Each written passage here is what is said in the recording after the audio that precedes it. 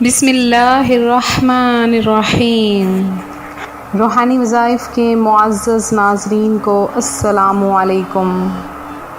زندگی میں خوشحالیاں چاہتے ہیں، اپنی پریشانیاں ختم کرنا چاہتے ہیں تو اللہ پاک کے ذکر کو اپنا شیوا بنا لیں کہ ہر وقت اللہ کا ذکر کرنا ہے اور اللہ کے ذکر میں ذرا بھر بھی غفلت نہیں برتنی۔ اگر آپ اللہ کی یاد کو اپنا مکمل طور پر شیوا بنا لیں گے اور اس بات کو آپ یقینی بنا لیں گے کہ کبھی بھی نہ اللہ پاک کے ذکر سے غافل ہوں گے اور نہ اللہ کے بندوں نہ ہی مخلوق کو کوئی ایذا دیں گے۔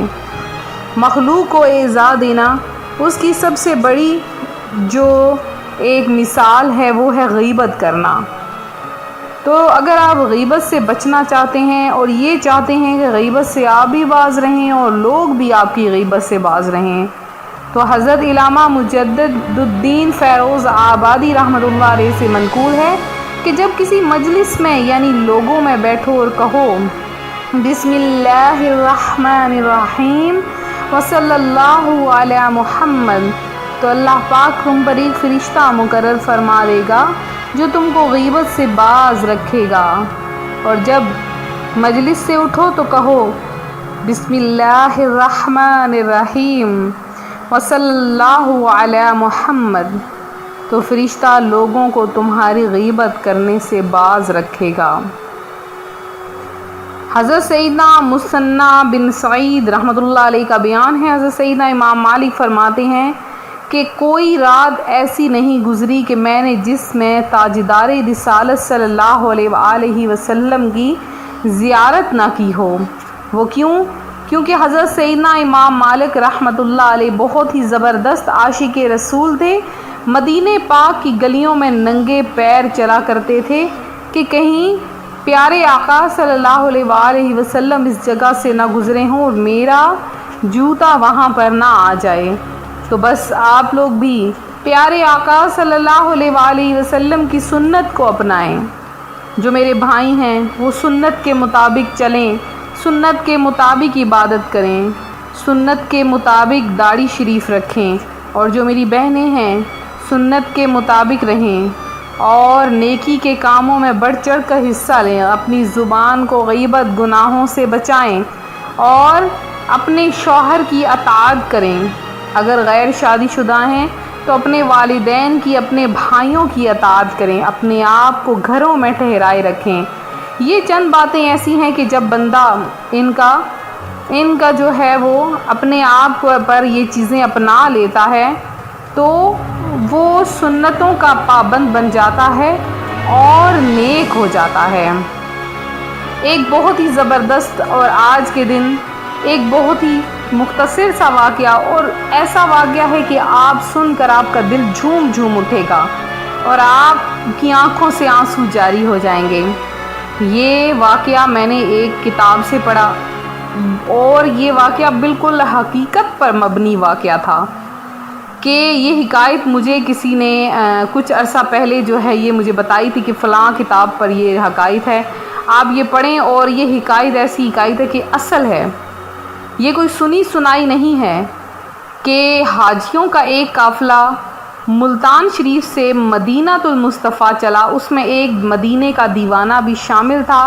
حج بیت اللہ اور حاضری مدینہ منورہ سے فراغت کے بعد جب سب ملتان شریف پہنچ گئے، ایک حاجی نے دیوانے کو چھیڑتے ہوئے کہا، تجھے بارگاہ رسالت سے کوئی سند عطا ہوئی ہے یا نہیں؟ وہ بولا نہیں۔ اس حاجی نے اپنے ہی ہاتھوں لکھی ہوئی ایک چٹھی دیوانے کو دکھاتے ہوئے کہا، دیکھ مجھے روضہ انور پر یہ سند ملی ہے، چٹھی میں لکھا تھا تیری مغفرت کر دی گئی۔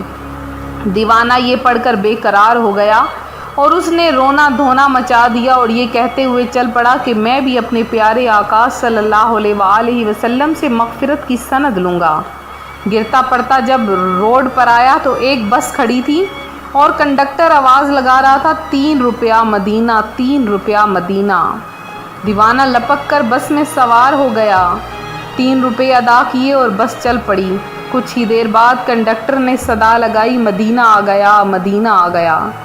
دیوانہ بس سے اتر گیا۔ سبحان اللہ، وہ سچ مچ مدینے میں تھا۔ اس کی نگاہوں کے سامنے سبز گنبد اپنے جلوے لٹا رہا تھا۔ اس نے بے تابی کے ساتھ قدم آگے بڑھائے، مسجد النبوی شریف صلی اللہ علیہ وآلہ وسلم میں داخل ہوا اور سنہری جالیوں کے روبرو حاضر ہو گیا۔ اس کے سینے میں تھما ہوا اشکوں کا طوفان آنکھوں کے ذریعے امڈ آیا۔ بعد عرض سلام اس نے برستی آنکھوں سے مغفرت کی سند کی۔ ناگاہے ایک پرچہ اس کے سینے پر آ گرا۔ بے قرار ہو کر اس نے پڑھا تو لکھا تھا، تیری مغفرت کر دی گئی۔ اس نے وہ کاغذ احتیاط سے جیب میں رکھا اور خوش باہر آ گیا۔ وہیں بس نظر آئی، کنڈکٹر صدائیں لگا رہا تھا، 3 روپیہ ملتان۔ دیوانہ بس میں سوار ہوا، 3 روپے ادا کیے، بس چل پڑی۔ کچھ ہی دیر بعد کنڈکٹر نے آواز لگائی، ملتان آ گیا۔ دیوانہ اترا اور اپنے قافلے والوں کے پاس آ پہنچا۔ چونکہ یہ سب چند لمحوں میں ہوا تھا، لہٰذا تمام حجاج ابھی وہیں موجود تھے۔ انہوں نے جب دیوانے کے پاس سند دیکھی تو حیران ہو گئے۔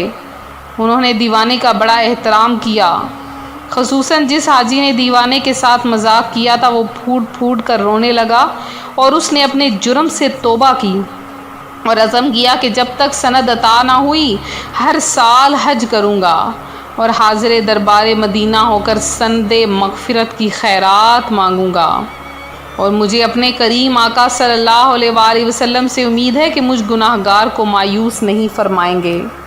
تو یہ تھا محبت کرنے والوں کا انداز، جو کہ جب عشق رسول میں جھوم اڑتے ہیں، دیوانہ وار پکارنا شروع کر دیتے ہیں، تو مغفرت کی سند حاصل کر کے ہی رہتے ہیں۔ آج جمعرات کا مبارک اور بابرکت ترین دن ہے۔ مانگ لیں جو کچھ مانگنا ہے۔ پیارے آقا صلی اللہ علیہ وآلہ وسلم کی بارگاہ سے کوئی خالی ہاتھ لوٹایا نہیں جاتا، تو آپ لوگ بھی مانگ لیں۔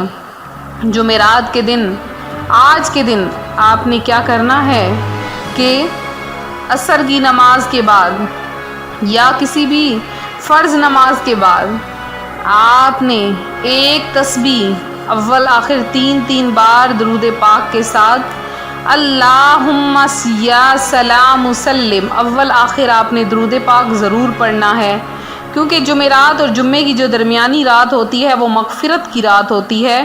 آپ چاہتے ہیں کہ پیارے آقا صلی اللہ علیہ وآلہ وسلم آپ کو اپنے مغفرت بھرے ہاتھوں سے قبر میں اتاریں مرتے وقت، تو آپ لوگ ضرور پڑھیں، درود پاک کثرت سے پڑھیں، اور یہ تسبیح جو میں نے ابھی آپ کو بتائی ہے یہ آپ نے ضرور پڑھنی ہے۔ اللہم یا سلام وسلم، اللہم یا سلام وسلم، یہ آپ نے پڑھنی ہے۔ ہر طرح سے آپ کو سلامتی ملے گی اور اللہ پاک اپنے جناب سے آپ کو بے شمار رزق عطا فرمائے گا۔ یہ تھا ہمارا آج کا وظیفہ جو میں آپ کی خدمت میں لے کر حاضر ہوئی۔ میرے جن بہن بھائیوں نے خصوصی دعا میں حصہ لینا ہے وہ ضرور اپنا نام لکھوائیں۔ جمعۃ المبارک کے دن انشاءاللہ عز و جل عصر کی نماز کے بعد خصوصی دعا کا اہتمام ہو رہا ہے، محافل سجائی جا رہی ہے، تو آپ کا نام لے کر دعا کروائی جائے گی۔ تو ملتے ہیں اپنے اگلے وظیفے کے ساتھ، دعاؤں میں یاد رکھیں، اپنا خیال رکھیں، فی امان اللہ۔